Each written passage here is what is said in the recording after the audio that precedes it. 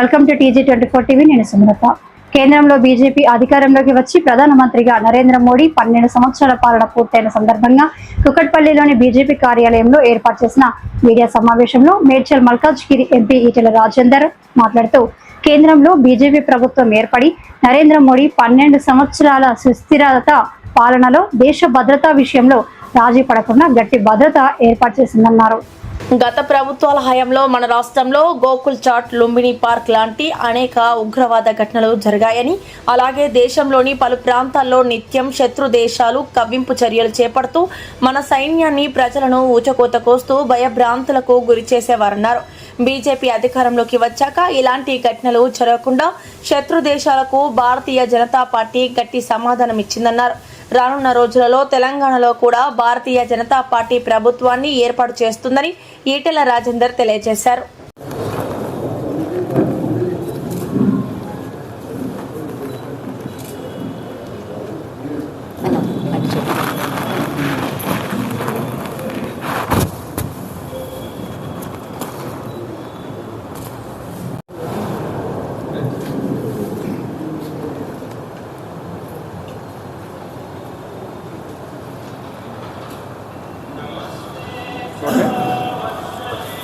Corona కాలంలో ఇప్పుడు మీకు అప్పుడప్పుడు గుర్తొస్తే కళ్ళల్లో నీళ్ళు వస్తూ ఉంటాయి. మళ్ళా అంటే ఇంత శాస్త్ర విజ్ఞానం ఎదిగినప్పటికి కూడా ప్రకృతిని సాధించగలిగే శక్తి ఎవరికి లేదనేది ప్రూవ్ అయిన సందర్భం అది. చాలామంది అప్పుడు ఏం భావించారంటే ఎంత ఉంటే ఏమున్నది, కుక్క సాగు వస్తుందనే భయం ఉండేది. వేల కోట్లు ఉంటేంది, లక్షల కోట్లు ఉంటేంది, ఎంత సంపద ఉంటేంది, ఎంత కీర్తి ఉంటేంది. అంతిమంగా కరోనా వచ్చినప్పుడు ఒకవేళ 1,00,000 కోట్లు ఉన్నట్టు కూడా చచ్చిపోతే కుటుంబ సభ్యులు కూడా ఎంటర్ రారు కదా అటువంటి భయం ఉండేది. మీకు తెలుసు, లండన్ ప్రధానమంత్రి కంటనీరు పెట్టిండు, ఓ భగవంతుడా నా ప్రజల్ని కాపాడమని. ఇరాన్ ప్రెసిడెంట్ కంటనీరు పెట్టిండు, ప్రేయర్ చేసిండు. అమెరికా లాంటి మనం అమెరికాను భూతల స్వర్గాన్ని భావించే అమెరికా లాంటి దేశం శవాల గుట్టల మధ్య నర్సింగ్ స్టాఫ్ కానీ డాక్టర్లు కానీ సర్వీస్ చేస్తున్నారని చెప్పి వార్తలు వచ్చినప్పుడు కన్నీళ్ళు పెట్టినాం. మన గురించి ఏం మాట్లాడిందో, అమెరికా కాబట్టి తట్టుకున్నది, చైనా కాబట్టి నెల రోజుల పూట 1000 పడకల ఆసుపత్రి నిర్మాణం చేయగలిగింది. ఇవాళ మన దేశంలో కనుక కరోనా వస్తే శవాల గుట్టలైతే అని చెప్పి మాట్లాడింది. కానీ మన దేశంలో కరోనా వస్తే శవాల గుట్టల కంటే కూడా మొట్టమొదటిగా ధైర్యాన్ని ఇచ్చి, ఎక్కడ కూడా కళ్ళల్లో నీళ్ళు కనపడకుండా, ధైర్యం చెదిరిపోకుండా, దీనికి మందు లేదని చెప్పి ఇలా ధైర్యం మందిచ్చి 140 కోట్ల ప్రజానికాన్ని కాపాడినటువంటి వ్యక్తి నరేంద్ర మోడీ గారు అని చెప్పి ఇప్పటికీ మాట్లాడుకుంటూ ఉంటాను. నేను అప్పుడు ఆ పార్టీలో ఉన్నా. అంతేకాదు, ఒక థర్డ్ వరల్డ్ కంట్రీ, ఒక భారతదేశం అన్ని అగ్రరాజ్యాల కంటే ముందుగా మా దేశ ప్రజానికానికి భయం పోవట్లేదు, ఒకవేళ భయం పోకుండా వాళ్ళు సామాన్యమైన జీవితంలోకి రారని చెప్పి భావించి ఆ భయం పోగొట్టగలిగేది ఒక వ్యాక్సిన్ అని చెప్పి వ్యాక్సిన్ కోసం ప్రభుత్వమే నేరుగా వేల కోట్ల రూపాయలు ఖర్చు పెట్టి, ఇది ఏ ప్రైవేటు వ్యక్తులో ప్రైవేటు సంస్థలో రీసెర్చ్ చేస్తే ఇప్పుడు అయ్యేది కాదని చెప్పి ఇవాళ వేల కోట్ల రూపాయలు హైదరాబాద్లో కూడా 2వ 3వ సంస్థలు డబ్బులు ఇచ్చి స్వయంగా ప్రధానమంత్రి గారే వ్యాక్సిన్ తయారవుతున్నప్పుడు హైదరాబాద్కి వచ్చి వ్యాక్సిన్ తయారు చేసి 2 డోసులు భారత ప్రజానికానికి ఫ్రీగా ఇవ్వడమే కాకుండా ప్రపంచంలో ఉన్న పేద దేశాలకు వ్యాక్సిన్ అందిస్తే ప్రధానమంత్రి గారు ఆ దేశానికి పోయినప్పుడు ఆ దేశ అధ్యక్షుడు ప్రధానమంత్రి గారికి కాళ్లకు నమస్కరించిన చరిత్ర ఇప్పుడు మర్చిపోతుంది. ఆ దేశం పేరు, ఆ రాజు పేరు ఏదో ఉంది. ఆయన అంటే కష్టమత్తే కూడా ఎట్లా ఆదుకుంటుండో తెలిసింది వాళ్ళకు. హర్ ఘర్ జల్, ప్రతి ఇంటికి డ్రింకింగ్ వాటర్ రావాలి, అంతేకాదు ప్రతి ఎకరానికి పంట నీళ్ళు రావాలని చెప్పి ఇవాళ సాగునీరు కోసం, తాగునీరు కోసం లక్షల రూపాయలు ఖర్చు పెట్టి, లక్షల కోట్ల రూపాయలు ఖర్చు పెట్టి ఇవాళ దేశం యొక్క ప్రజల జీవితాల్లో వెలుగు నింపుతున్నటువంటి ప్రధానమంత్రిగా ఇలా చరిత్రకెక్కిండు. మీకు తెలుసు, లెక్కలకు పోతే 25 కోట్ల మంది ప్రజానికం, 140 కోట్ల ప్రజలలో 25 కోట్ల మంది ప్రజానికం. ఇవాళ 30% ఉన్నారు బిలో పవర్టీ లైన్, 20% అని చెప్తుండ్రు. దాంట్లో కూడా 25 కోట్ల మందిని ఇవాళ ఎబోవ్ పావర్టీ లైన్ తీసుకొచ్చి ఇవాళ ప్రజలని అప్లిఫ్ట్ చేయడమే కాకుండా ప్రపంచంలో ఒక గొప్ప దేశంగా ఉంది అని చెప్పి కీర్తి వచ్చింది. మీకు తెలిసి ఇవాళ ఒకనాడు అన్నిటికంటే ఇంపార్టెంట్ మన వాళ్ళు చాలామంది అమెరికాలో ఉంటారు, బ్రిటన్లో ఉంటారు, దుబాయ్లో ఉంటారు. ఇలా ఇండియన్ అనగానే చిన్న చూపు చూసేది. మోడీ గారు రాకముందు ఇండియన్ అంటే చాలా చిన్న చూపు చూసేది. కానీ ఇవాళ ఇండియన్ అని చెప్పుకోగానే మోడీ అని చెప్పంటారు. అంటే భారతదేశం ఎంతైతే తెలిసిందో ఇవాళ మోడీ గారి పేరు కూడా అందరికీ తెలిసింది. అన్నిటికంటే ముఖ్యంగా ప్రపంచ చిత్రపటం మీద భారత జాతి ఆత్మగౌరవాన్ని, భారత జాతి కీర్తి పతాకను, భారత జాతి గొప్పతనాన్ని ఆవిష్కరించిన నాయకుడు కూడా మోడీ గారే.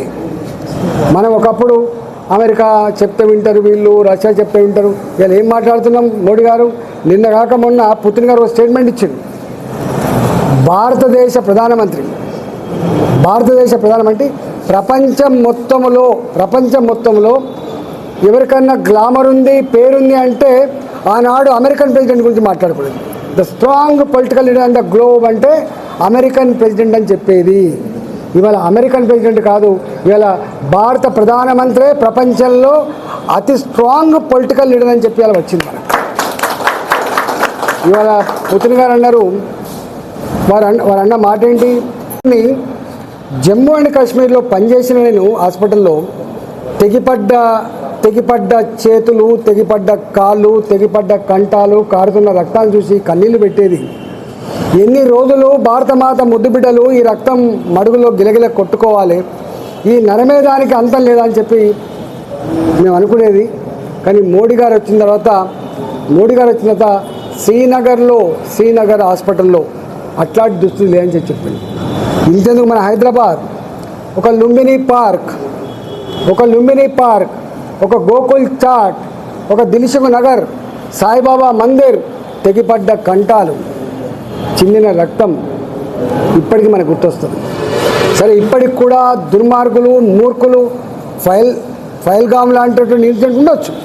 కానీ అంత హోల్గా మొత్తం దేశంలో ఎక్కడ పడితే అక్కడనే బాంబులు పేల్చి సామాన్యమైన అమాయక ప్రజల ప్రాణాలు తీసేటువంటి వ్యవస్థకు చరమగీతం పాడింది మోడీ గారి ప్రభుత్వం. భద్రతను పెంచింది, భరోసాను పెంచింది మోడీ గారి ప్రభుత్వం. కాబట్టి ఇవాళ రాబోయే కాలంలో కూడా మన దేశం make in India, made in India అని స్లోగన్ అనేది ఇచ్చిందో దాన్ని కూడా సంపూర్ణంగా చేసి ఇవాళ మన చదువుకున్న మేధాశక్తి ఏ అమెరికాకో ఎక్కడికో పోకుండా ఇక్కడే ఇన్వెస్ట్ చేసి ఈ దేశ అభివృద్ధిలో భాగం పంచుకుంటే ప్రణాళికలు కూడా రూపొందిస్తున్నది మీకు తెలుసు. మీరు ఇలా మీ లెక్కలలో ఉంటాయి.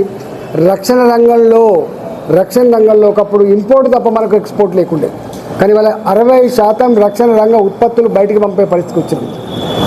సాఫ్ట్వేర్ మాత్రమే కాదు, రక్షణ రంగ పరికరాలు కూడా మన దేశం నుంచి ఎక్స్పోర్ట్ అవుతూ ఉన్నాయి.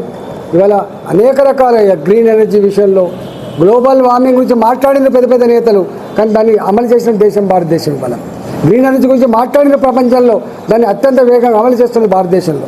ఇవాళ గ్రీన్ ఎనర్జీ అయినా, గ్లోబల్ వార్మింగ్ గురించి అయినా, ఎకలాజికల్ బ్యాలెన్స్ గురించి అయినా, ఇవాళ అన్నిటి గురించి మాటలకు చేతలకు పొంతనతో ముందుకు పోతున్న దేశం భారతదేశం. కాబట్టి ఇవాళ మోడీ గారు ఈ 12 సంవత్సరాల పుష్కర కాలాన్ని దాటి రేపు మరొక మైల్ రాయి 17 సంవత్సరాల మైల్ రాయిని కూడా దాటపోయేటువంటి శుభ సందర్భంలో మోడీ గారు ఆరోగ్యవంతంగా ఉండి ఇవాళ భారత జాతి ఇవాళ గర్వించే పద్ధతిలో వారి పరిపాలన కొనసాగించాలని చెప్పి కోరుకుంటా ఉన్నాం.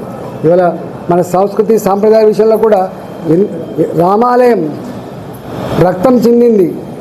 ఇవాళ అయోధ్యలో రామమందిరం కట్టాలని చెప్పి ఎలిక అద్వానిగా రథయాత్ర చేసిండ్రు. ఇవాళ ఒకటే దేశం ఒకటే చట్టం, ఇవాళ అయోధ్యలో రామమందిరం, ఇలాంటి అనేక విషయాల్లో కూడా ఇవాళ ఎవరికి వెరవకుండా జడవకుండా election oriented power oriented politics చేయకుండా ప్రజా ఓరియంటెడ్ పాలిటిక్స్ జరిపి ప్రజల మన్ననలు పొంది కాశ్మీర్ నుంచి వెళ్ళి కన్యాకుమారి వరకు, కచ్ నుంచి వెళ్ళి అరుణాచల్ ప్రదేశ్ వరకు అన్ని వర్గాల వాళ్ళు ఏ మతమైనా, ఏ కులమైనా, ఏ భాష వాళ్ళైనా, ఏ సంస్కృతి వాళ్ళైనా అన్ని వర్గాల ప్రజలకి మామోడి అని చెప్పగలిగేటువంటి ఈ యొక్క నినాదం సాధించిన ఘనత కూడా భారతీయ జనతా పార్టీదే. మీకు తెలుసు, భారతీయ జనతా పార్టీ ఒకసారి అధికారంకి వస్తే గుజరాత్ వైపు చూడండి, 30 ఏళ్ళు 27 సంవత్సరాల తర్వాత కూడా మళ్ళీ ఓటింగ్ పెడితే మళ్ళీ భారతీయ జనతా పార్టీ వచ్చింది. వాళ్ళ 30 సంవత్సరాలు పూర్తి చేసుకోబోతుంది. మధ్యప్రదేశ్ 18 సంవత్సరాల తర్వాత కూడా మళ్ళీ మా ప్రభుత్వం ఉంది. ఇవాళ అస్సాం ఆఫ్టర్ 10 ఇయర్స్ మళ్ళీ మా ప్రభుత్వం ఉంది. ఇలా అంటే ప్రజలు మెచ్చే, ప్రజలు నచ్చే, ప్రజల కోణంలో జరిగేటువంటి పరిపాలన మనం చూస్తూ ఉన్నాం. ఇలా బెంగాల్లో ఏం జరిగిందో మీకు తెలుసు. మనం ఇలా బెంగాల్ ప్రజానీకం ఏమనుకుంటున్నారు, మేము ఎక్కడ భారత నుంచి వెళ్ళి విడిపోయే పరిస్థితి వస్తుందేమని చెప్పి భయపడ్డాం. ఇవాళ భారతీయ జనతా పార్టీ వచ్చింది. ఇవాళ మళ్ళీ ఉన్న భారత్ క్షేమంగా సురక్షితంగా ఉందని చెప్పి భావిస్తున్నాం. మన హైదరాబాద్లో రోహింగ్యాల గురించి మాట్లాడుకుంటున్నాం. రోహింగ్యాలు ఎక్కడి నుంచి వచ్చిండ్రు? బంగ్లాదేశ్ నుంచి వచ్చిండ్రు. ఇవాళ రోహింగ్యాల బెడద లేకుండా పోతుంది. ఇవాళ వచ్చిన సంగతి ఏంటని పక్కన పెడితే ఇవాళ ఇబ్బడి ముబ్బడిగా లక్షల సంఖ్యలో రోహింగ్యాల వలసలు ఏవైతున్నాయో అవన్నీ ఆగిపోయినాయి. ఇవాళ అంటే దేశ భద్రత, మా ఫండమెంటల్ ప్రిన్సిపల్ దేశం ముందు, తర్వాతనే పార్టీ, తర్వాతనే వ్యక్తి అనే దాన్ని తూచా తప్పకుండా అమలు చేసి ఇవాళ ప్రజల మన్నన పొందినటువంటి ప్రభుత్వంగా ఉంది. కాబట్టి ఈ సందర్భంగా యావత్ తెలంగాణ ప్రజానీకానికి కూడా నేను విజ్ఞప్తి చేస్తున్నాం. ఇక్కడ కూడా వీళ్ళ ముఖాలకు ఏది చేయలేక, చేతగాక, ప్లాన్ లేక విమర్శలే కుప్పిస్తూ ఉంటారు. ఇవాళ 6,300 రూపాయలు 6,300 కోట్లు పెట్టి రామగుండలో 30 ఏళ్ల క్రితం బంద్ అయినటువంటి ఎరువుల కర్మాగారం నిర్మించిన చరిత్ర భారతీయ జనతా పార్టీ. 30-40 ఏళ్ళ సుదీర్ఘ కళ కోచ్ ఫ్యాక్టరీ కాజీపేట, దాన్ని అందించిన ఘనత కూడా ఇలా భారతీయ జనతా పార్టీకి మాత్రమే. ఇట్లా అనేకం చెప్పుకుంటూ పోతే అనేకం ఉన్నాయి. కాబట్టి దీన్ని ఆలోచించమని, రాబోయే కాలంలో తెలంగాణ అప్పుల ఊపి నుంచి బయటపడాలంటే, తెలంగాణ తలెత్తుకొని ఉండాలంటే, తెలంగాణ తన పాత గ్లోరీ సంతరించుకోవాలంటే భారతీయ జనతా పార్టీ గెలిస్తేనే సాధ్యమైందనే విషయం మర్చిపోవద్దని, ఇవాళ దాన్ని మర్చిపోవద్దని చెప్పి నేను విజ్ఞప్తి చేస్తా ఉన్నాం. ఇవాళ వాళ్ళని చూసిండు, వీళ్ళని చూసినాం. ఇక చూడవలసింది భారతీయ జనతా పార్టీని మాత్రమే.